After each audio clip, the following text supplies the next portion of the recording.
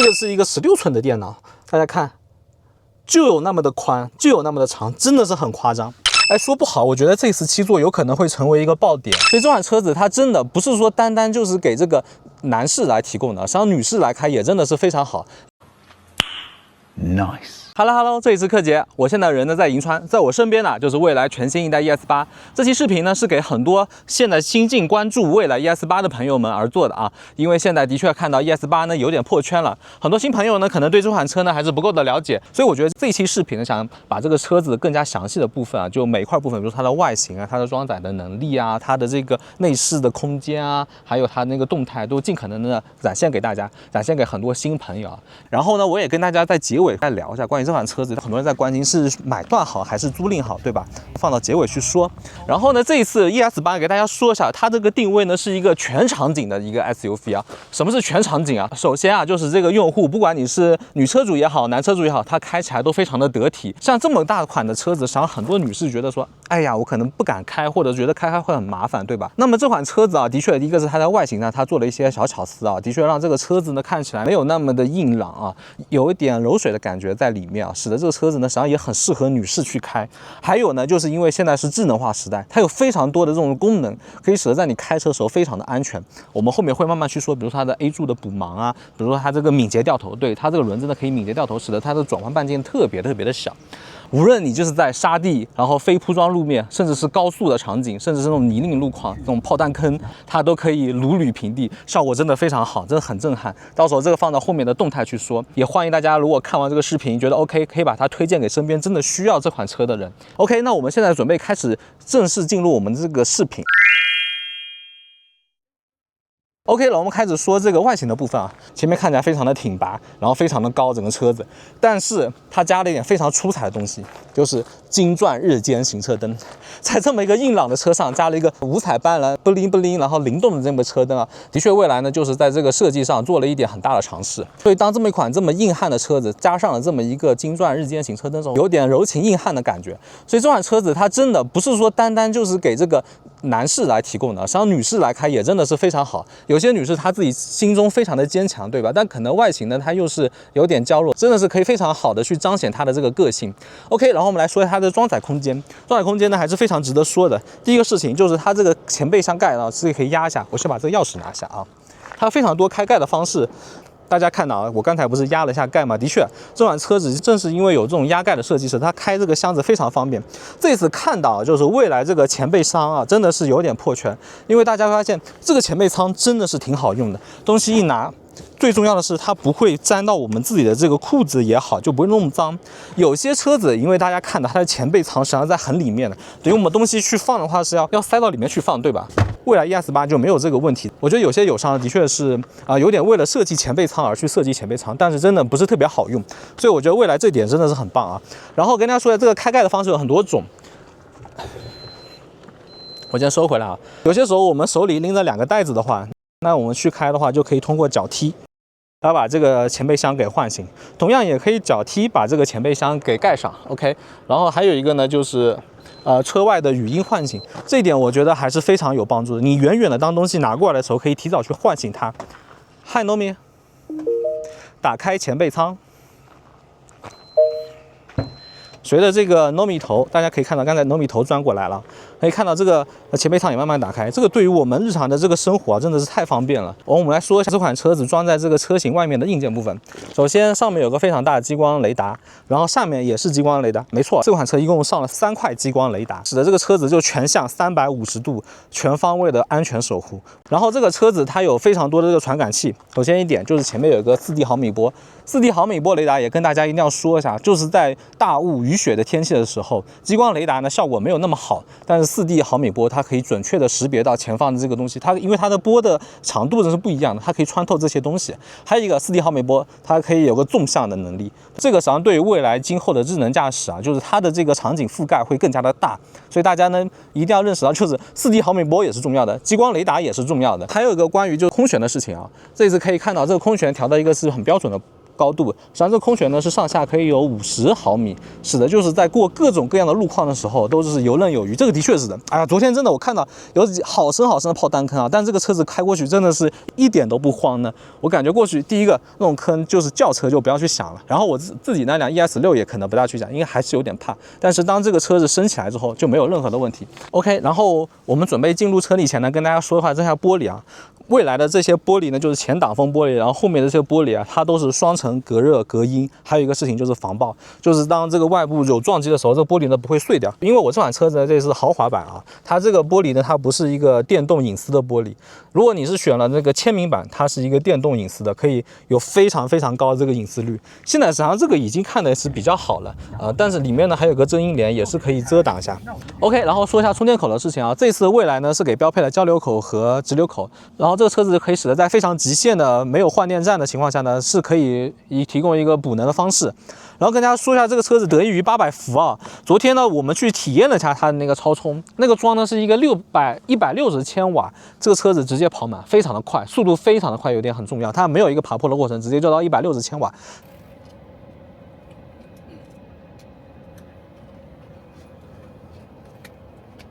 使得这个车子补能速度非常快，反正7分钟差不多就补了20%几吧。当然最方便的肯定还是换电，对吧？3分钟换电永远是解决这个补能最好的一个场景了。好了，这个说完了。OK， 然后我们开始准备进入车里啊。首先，这款车子因为是个非常大型的 SUV， 所以它进入车里的方式，这个高度真的是很必要的。首先它这个高度呢是比主流的 MPV 还要低的，跟大家说一下，这点是非常难能可贵的，都是在40厘米以内。如果你 MPV OK， 这款车子绝对是 OK， 所以这是得益于这个空悬带来一个非常大的行程的一个帮助。然后说一下这个座椅啊，这个座椅真的很重点要说，因为我昨天差不多开了8个小时，我觉得你说那些参数都没什么用，最好的一个表达的方式就是开自己的车，可能去开一个长途，跑个2个小时，你身子肯定是想挪动一下，对吧？就是身体肯定有些关节呢是想抗拒一下，对这个座椅有点不满表达下。但这个车子真是没问题，昨天我真的坐了8个小时，这个座位坐了，这个座位坐了，然后这个右后的老板座也是坐了，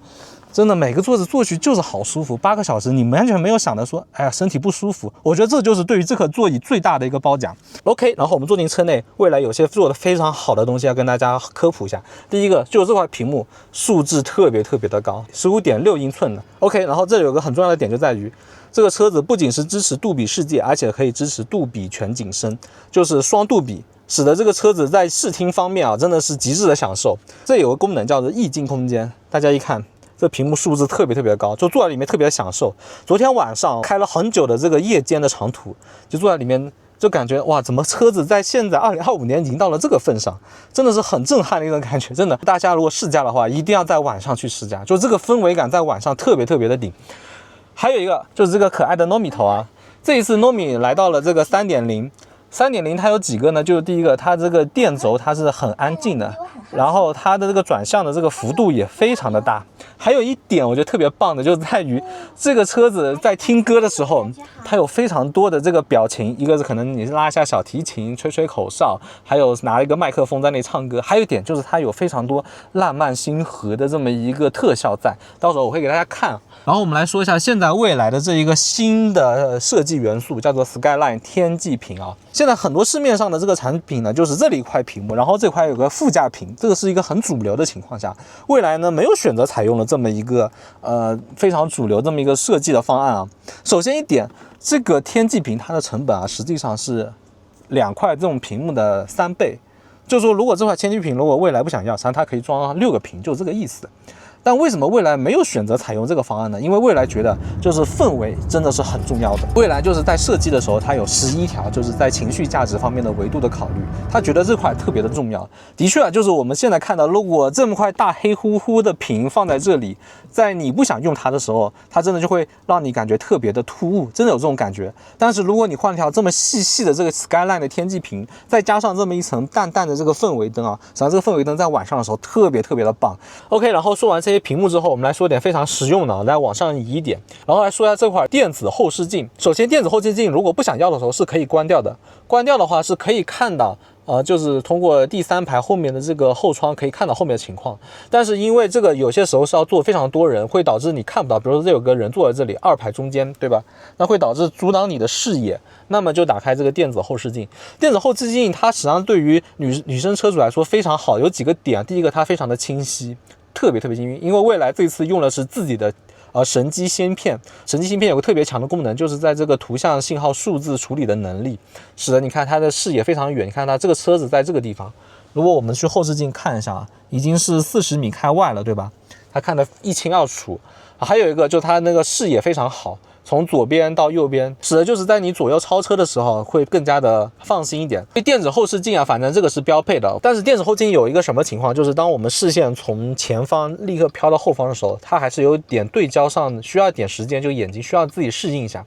当然反正实在不行就关掉嘛，对吧 ？OK， 然后我们来说一个非常重要的功能，就是 A 柱补盲。A 柱补盲是什么意思呢？就是当我们在看到开车的时候，比如说我们有些时候遇到在转向的时候，正好会有个电瓶车，正好就是在 A 柱这里，我就碰到好多次了。或者在转弯的时候，正好有人站在这里，真的是会看不到。打开了 A 柱补盲，打了一个左转向灯，会发现它这个视野正好是显示在这里，我这里是看不到这棵树，对吧？那这里正好可以显示在这里，这个对于我们行车来说真的是很重要。我觉得很多场景真的常常会碰到这种情况，我相信大家肯定很深有体会，对吧？而且跟大家说一下，就是 A 柱补盲它是瞬间打开的，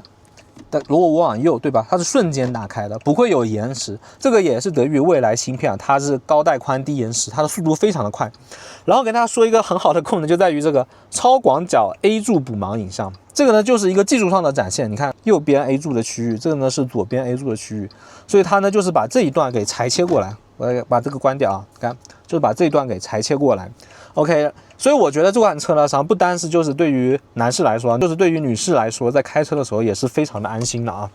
OK， 然后我们说完这2个事情之后，然后我们来说一下这款车一个很重要的一个点，就是在于它车内呢有一个220伏的电源插座，就在这个地方。像我们这一次因为是出来拍嘛，有非常多需要充电的时候，我们就把这个东西插在这里充电。然后像上一次斌哥不是在珠峰上，因为需要制氧嘛，它就制氧机也插在这个地方。那这个肯定是对于我们出行来说非常重要。像我们自己比如说电脑要充电，对吧？手机要充电，就这地方直接插上去就可以充电了。然后具体的打开方式呢，就是在这个地方设置，然后电池，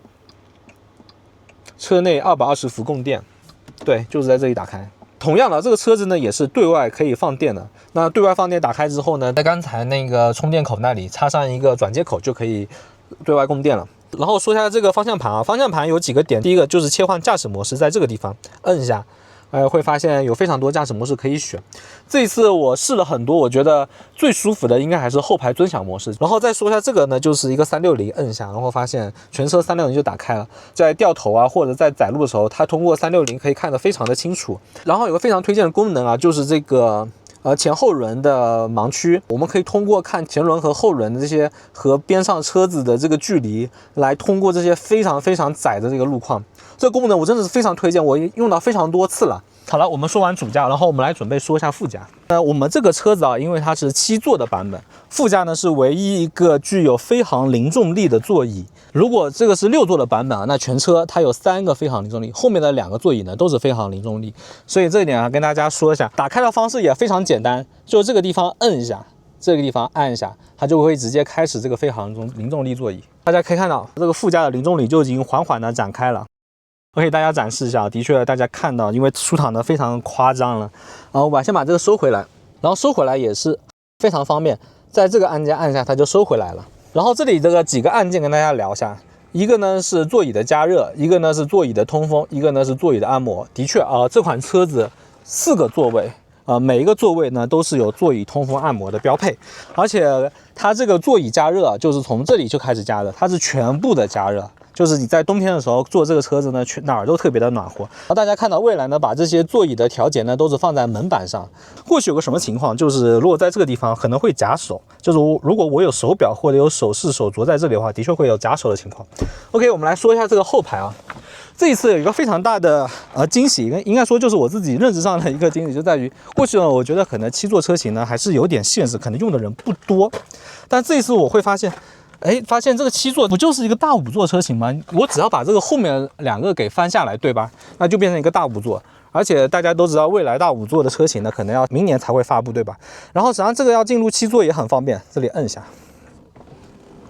摁一下的话，它这个7座就开，哎，我把安全带解开。OK， 就进入7座很方便，因为现在我们后面放的器材就不给大家演示了，你需要的时候把它再打开就好了。OK， 然后我们再摁一下这个地方往后退啊，那就把这个座椅呢就重新给收回去了。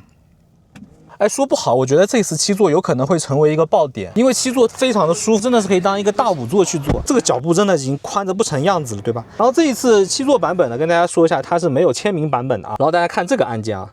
这个按键就是我们按一下会发现，哎。前面的座椅又要往前调了，对吧？然后我们把这个座椅给收回啊，座椅收回的话也是在这个地方，在这个中控小屏这里，副驾恢复，摁下的话它就会开始收回。然后这里呢，它新增了一个非常实用的功能，就是小桌板。以前蔚来2代 ES8 的小桌板呢是后面要安装的，这一次呢它是全身新带了。OK， 然后我们打开这个小桌板。但是小桌板有一点我跟大家说一下，就是的确呢它是有一点点的滑，这个还是要客观的说一下。像我今天在这里办公的时候，有个大加速，就直接电脑就飞掉了，是有这个情况。还有一个就是昨天我从机场，就是银川机场，然后开车，然后开回来，开到这边酒店，然后这里呢坐的是另外一个媒体老师，他在这里化妆，然后的确呢他那个粉盒就掉了。然后再说到化妆这一点啊，这一次呢蔚来很贴心的给这边的用户准备了一个非常好的镜子，还有一个非常好的柔光镜。OK， 然后我们来说一下这个车内的空间。这次这个车内空间巨大无比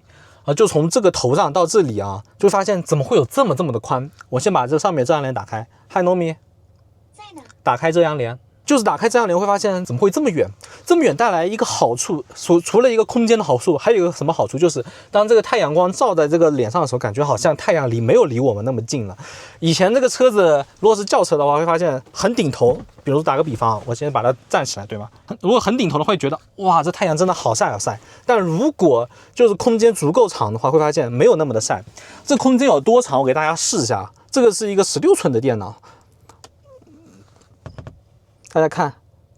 就有那么的宽，就有那么的长，真的是很夸张。还有一个空间除了一个纵向外，还有一个就是横向的空间。会发现这个头离这个窗户特别的远。就是在激烈驾驶或者过炮弹坑，因为昨天绝对碰到过，这车子大幅度晃动的时候，可能过去有可能会碰头，但这里会发现还是有这么短距离。OK， 然后再说一下这一次有个空调出风口，好像是回归传统，但我觉得真的是更加符合直觉，就在这个地方 B 柱的这个出风口，它这一次是手动的，既可以往上也可以往下，左右也可以调节，你自己需要往哪个地方吹，它就往哪个地方吹，我觉得这个更加合适点。像现在非常多的这个空调出风口都是要用电脑，就是屏幕上去排，对吧？但是我觉得还是这样更加合适点。还有出风口放到这个位置啊，坐在这里，我昨天要坐在这里，因为外面温度还是比较高了，因为这边还是在宁夏嘛，对吧？它这个坐上风口吹出来的风特别的凉爽，全身都凉爽。有些出风口是放在这个地方，会发现把头吹得凉，但是真的会比较难受。OK， 那这个就是上下都可以，我觉得它的位置设计的还是非常巧妙的，也没有放到这个地方怼你这脸吹。然后跟大家说一下，就是这个7座的版本，它的安全带是在这个地方的啊。如果它是6座的话，它的安全带呢是在这个地方，这个是一个区别。这一次的这个7座啊，我当做大5座来开之后会发现，它真的是非常实用。过去有个什么情况，像我自己家里，因为小宝宝他那个儿童座椅呢是放在这个左后座位上，如果是6座车型，就是妈妈从这个方面跑过去照护，中间要过一个过道是不方便的，所以我当时就是想着说，那可能还是5座更方便一点。那现在就完美解决了这个问题，你这样过去一步就可以开始照顾小宝宝，对吧？还有一个事情就是这个打开扶手的座椅之后，你会发现真的也很舒服啊，真的，对吧？放背托更加的方便点。然后同样的这里可以放2台手机，然后这里呢还有一个充电口，这个都没问题，昨天都已经试过充电了。OK， 我现在坐在副驾来准备说这个下一个部分，就是关于智能化部分。刚才已经聊到一嘴了，就是这个 A 柱的补盲。这 A 柱的补盲的作用呢，毫无疑问，对吧？这个车子上还有一个非常有用的功能，就是在于它的大灯。这一次呢，它是采用了一个光毯大灯，这个呢也是在签名版是标配的。跟大家说一下，这个智能的光毯大灯还是非常有用的，因为昨天晚上呢就开了非常多的夜路啊，然后呢路呢又很窄。这个光毯大灯它有几个好处，第一个，它把这个光稳稳的打在就是你开的那条道上，比如说你是在右边这条道上，它就稳稳打在右边这条道上。而且还有一点就是，当你要变道的时候，跟大家描述一下，如果你要往左变，它光会有一部分先过去，就变宽，然后在你车完全到左边条道上来之后，它又会过来。完全是这样子，就是粘在那个道上，真的很震撼，很震撼。还有一点就是它可以转弯，就是如果你弯小路，它可以把这个道面上一切给你照得非常的清晰，这点是非常值得肯定的。这就是智能化，我觉得智能化就是对于任何的人来开车啊，都是游刃有余，这点很重要。还有一点呢，就是当你路上有行人的时候，盲区它会有一个提醒，亮灯提醒，一个三角形亮灯提醒，这使得就是你知道这里有一个人在那里动。还有一个盲区提醒呢，就是它在 HUD 上，然后有一个黄色的行人图标在那里提醒说，哎，这有个人。然后这个智能化呢，还有一个方面呢，就是关于它这个氛围感啊。的确，这个内饰的氛围感这一次真的是，顶级，真的是顶级。我觉得这个词啊，真的是不违反广告法。我现在在白天看不出，我昨天晚上拍了非常多夜景的这个视频。而且还有一点，它是可以配合这个智能化 Nomi， 比如说 Hi Nomi， 我现在在贺兰山脚下，给我生成一个非常应景的氛围灯。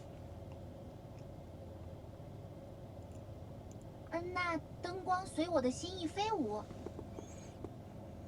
贺兰山的晨曦与暮色交织，环绕中层主色是温暖的暖城，环绕中层辅色是深邃的蔚蓝，环绕底层则流淌着灵动的亮粉红，壮美而静谧。这次这个氛围灯模式还是有很多可以说的。首先来看，从这里打开啊，大家看一下，从空调这个地方打开，打开之后，然后这里是有个灯光模式。第一个，比如说明亮办公，打开之后看到后排就特别的亮，然后把它关掉，然后温馨居家。温馨居家的话，就是整个家里呢，它会有类似的这个氛围灯打开，但亮度呢不会特别亮，适合一个比较居家的感觉。寻物照明，寻物照明的话就是最大照亮程度，巨亮，大家看，我给它关掉看一下，把它调到温馨居家看一下，有点暗下来了，对吧？办公的话，它就是只有这一块，对吧？寻物的话特别的亮。还有个功能叫做全舱隐盾，一关，大家看，全车隐盾之后就特别的暗。OK， 车内体验的话，有个视频很重要，就是关于音响的部分。这一次蔚来呢给这款 ES8 上了一个全新的功能，叫做超近临场，给大家点开看一下啊。超近临场呢，它是提供了3个场景，一个呢是传奇录音室，还有一个呢是巅峰现场，还有一个是金色音乐厅。有什么区别呢？就是金色音乐厅呢，就是可以听一些交响乐，就在高音部分它会拉得非常的漂亮。然后巅峰现场的话就是 house 嘛，对的 live house 或者是更加具有动感的音乐的时候。然后传奇录音室毫无疑问就是在比如说听完全是人声的时候，你会发现它声音特别的清脆，特别的干净这件事情真的很重要。这一次得益于全新的加了一个全新的中置音响，你会发现这个声音啊，我觉得它就是多了一个维度，因为它声音从这个上面传下来，就在你这个耳边，使得就是感觉你这个听歌的时候，这个身边就是耳边它就是有个声音，就能进入你脑子里。如果没有这个中置音箱，你会觉得好像身边就是只能说是环绕，对吧？就觉得好像是很响，对吧？但它没有在你脑子里的感觉，真的有这个情况在。OK， 我们来说一下这个后排的电视。首先，它是一个21.4英寸的一个 Mini LED， 它显示非常的好。大家去看啊，边上是没有任何的漏光的情况，有些不好的 LCD 它屏幕呢会漏光。OK， 给大家看一下电影啊，打开这个星际穿越啊，因为结合了这个杜比视听之后，就是双杜比，又是视觉又是听觉，你会发现坐在车里极其的震撼，真的是极其的震撼。然后我们看一下边上是不是有几个点，这有几个点就是防眩晕的。这个使就是在你开车的时候，你前进加速左右的时候，它这个点呢会相应的进行调整，使之就让你在车内看车的时候不会头晕。左一下，右一下，加速，加速，太好了。这点也是很重要的。那至于这个点怎么关闭啊，就在这里摁一下，就防晕车运动这里就会把这个给关掉。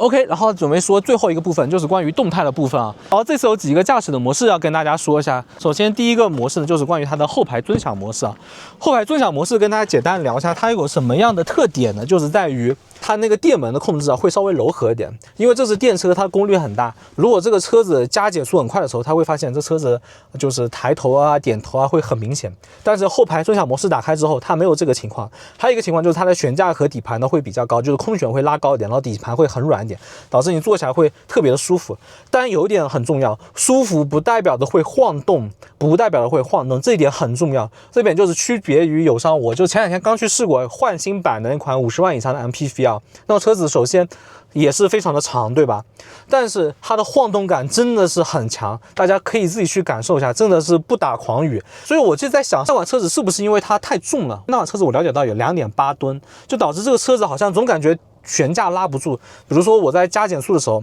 就感觉这车子太重了，就摇头，然后刹车那个刹车底盘好像就是刹不住感觉，或者你加速，好像这个下面4个轮子已经飞出去了，但上面就这个车厢好像还在后面，就这种感觉。OK， 这就是一个后排尊享的模式啊。我们自己开的话，我自己推荐为运动模式，运动模式就已经很棒了。不论你开任何样的路，就随便去开，不论你是加速也好，减速也好，然后炮弹坑也好，泥泞路况也好，非铺装路面也好，怎么开都怎么爽。然后这几个驾驶模式简单跟大家说完之后，跟大家说一下，就是这个车在开起来什么感觉。如果当这车在直线的运动的时候啊，是什么样的？就是首先它的非常的平，加速也好，减速也好，它这车子它的抬头和点头的情况都是没有的。这个应该还是得益于它这个舒适刹停的功能，使就是你这车子就是平平的起步，平平的减速，就是这样的。我觉得感觉真的很棒，就不会头晕。这个车子因为实在太长，如果车子做的不够好的话，在第3排头晕感是很明显的。然后还有一个就是昨天体验一个非常高速的工况，非常高速工况，因为我们在封闭场景也有非常专业的媒体老师在那里开，就是当你开到那个速度的时候，就是说啊，已经这么快了，但是车内非常的安静。这点是让我觉得非常吃惊的啊！当然，这个情况我们在国内不可能开得到的，就是你只有在封闭场地才能开到，然后可能你在其他国外有些高速不限速的可以开到，比如说你在120、130，你完全感受不出这个车子开到这一个情况下。是要知道这是一款 SUV 对吧？它的风噪控制的非常好，静谧性特别好。然后跟大家说，就是在这个纵向的时候，过这个上下坡抛跳的时候，会发现这个车子吸得特别牢，没有多余的晃动。刚才呢，我们在那里开了一些非常高的这个飞坡，发现这个车子怎么抓得这么好，就是如履平地的感觉，真的很夸张。像我自己在车里就只有60码的速度去开，按理说飞过那种坡，至少最后要晃荡一下，对吧？完全没晃荡，这是一点。还有一点就是，当我们在侧向的时候，它那个空悬会相应的去抬升，使得就是在你车里有个特别好的保持水平的感觉。所以这里呢，就是有点前面我特意也没有去聊，就是这个车子在平地的时候，跟大家说一下，我下去跟大家说，就是调频的功能啊，看看，外面会发现特别的宽，然后那边会特别的窄，因为这里是有个小的斜坡，看就是保持了这车内乘坐的这个水平空间感。这个是在有些场景的时候你不用斜的，比如说你在办公的时候，在野地的时候，对吧？大家可以看到都在慢慢的去进行一个调整。OK， 这个动态部分就说到这里了。OK， 那就到本视频的最后一个结尾部分了。如果让我用3个字来概括这辆车，我觉得我在脑海中爆出来这个词就是特别稳。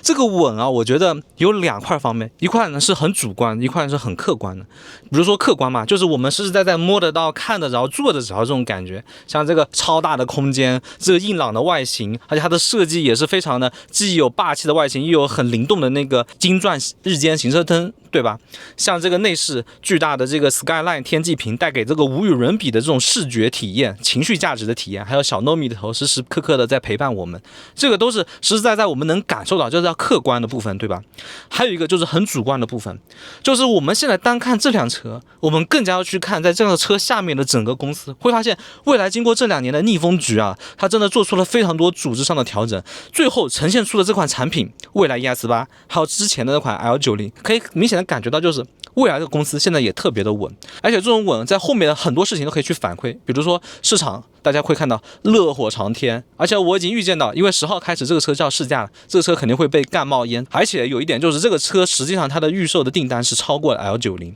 对，就是大家可能没想到这个车子因为价格本来更高，按理说订单应该不会很高，对吧？但它真的很超过。还有一个就是资本市场，大家都很认可蔚来这方面的努力，所以我说就是一个是既有主观还有客观。从这2款车子啊，我可以明显感觉到，就是上一次在媒体群访那期视频我也聊到了，我说蔚来这个商业模式是打通了，怎么理解这个事情呢？就是过去这个车子既想要跑得远，然后补能又要快，然后这个价格还要低，然后各方面体验还要好，按理说是不可能的，对吧？但是蔚来真的完成了，因为它有这个换电的模式。正是因为有换电，所以它这个补能效率不用特别的快，像别的没有换电车子必须得要5C 啊，甚至今后的6C 7C， 那它那个电池成本肯定会很高，是不是这个道理？还有一个，因为有换电，电池可以时常在换电站进行一个保养，那他们那些没有换电的车型，那只能通过这个增加成本，让这个电池尽可能延长寿命，这对于我们消费者来说就是增加了我们的购车成本，是不是这个道理？所以就是因为有了换电模式存在，发现这未来既可以做到面面俱到，又可以跑得远，补能又快，价格又低，使得这一切成为了可能性。所以我就在前2天媒体群访那期视频我也说了，就这个标题，我觉得可能电车的 iPhone 时刻真的是到了。就过去我们觉得可能电车它就是电车的加速会好一点，可能在平常的用车因为有补电的关系，可能用车更加实惠一点，但是明显看到现在蔚来因为在这方面不懈坚持的研发，使得你看空间就是集成化、小型化、轻量化，车子没有特别重，就2.6吨，可以看起来开起来特别的舒服，整体性特别的高，没有那种割裂感，然后空间又是巨大，不论你是装载的空间，还有这个腿部的空间、头部的空间，刚才也跟大家聊，一个 MacBook 放在那都特别的宽敞，对吧？所以每个人都会很诧异，就是这个车怎么会这么划算？然后我把这个话题再往前面推到我开头说跟大家聊的，就是很多人也是在好奇，我究竟这个车子该选 Bus 还是选这个买断方案，对吧？就是租赁方案还是买断方案？因为这段时间我在长春很多门店也跟很多潜在的刚过来看蔚来的这些新客户也在聊天，很多人都说我想选租赁，原因是什么？是因为它可以换电，所以这里实际上是一个误区，就是换电和买断它都是可以换电，这是一件很重要的事情。然后接下去就是租赁和买断究竟怎么选，对吧？我有个非常好的一个举例，因为大家都知道这个车子一落地就是8折，而且大家也都知道这个车子的电池买断费用是10万块钱，那等于就是你落地的那一刻10万变8万，就等于亏2万。但是租赁费用每个月都是1000块钱，等于就是可以平白无故就是可以20个月的租赁费用，是不是这个道理？所以我是一如既往很推荐大家，就是该选租赁就选租赁。而且大家也看到电池的成本是越来越低，而且电池的技术越来越好。那如果现在我一口气就10万块钱掏进去，等于我今后就是没有主动权可以选择更好更便宜的电池了，是不是这个道理？而且前段时间大家也都看到蔚来的100度电池是标配了，所以我是在猜测啊，像我们以前75度的这个标准电池，是不是从长期来看也会标配100度呢？不好说，因为我是媒体，我觉得我可以说，我可以去猜测。但是对于用户来说，它真是可以潜在考虑的一个事情。因为像我自己过去 ES6 买的时候，那时候电池租赁1个月是900多块钱，现在变成700多块钱，这个真的就是真真切切实在的优惠。还有一块优惠大家一定要认识到，就是关于购置税。今年是最后一年，就是购置税可以抵扣3万，对吧？到了明年年初，购置税就只能抵扣1万5了。这10万块钱的电池算上购置税就乘以10%，就是你多了1万块钱，是不是？没有1万块钱，因为减掉这个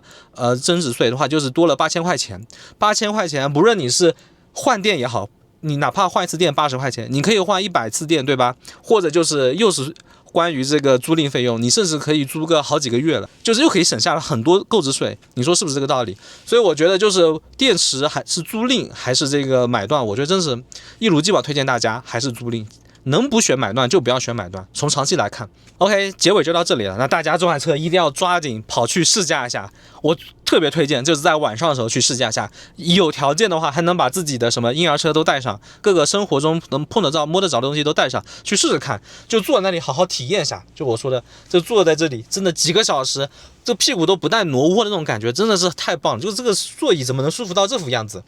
OK， 那这里是克杰城，就下视频再见了，拜拜。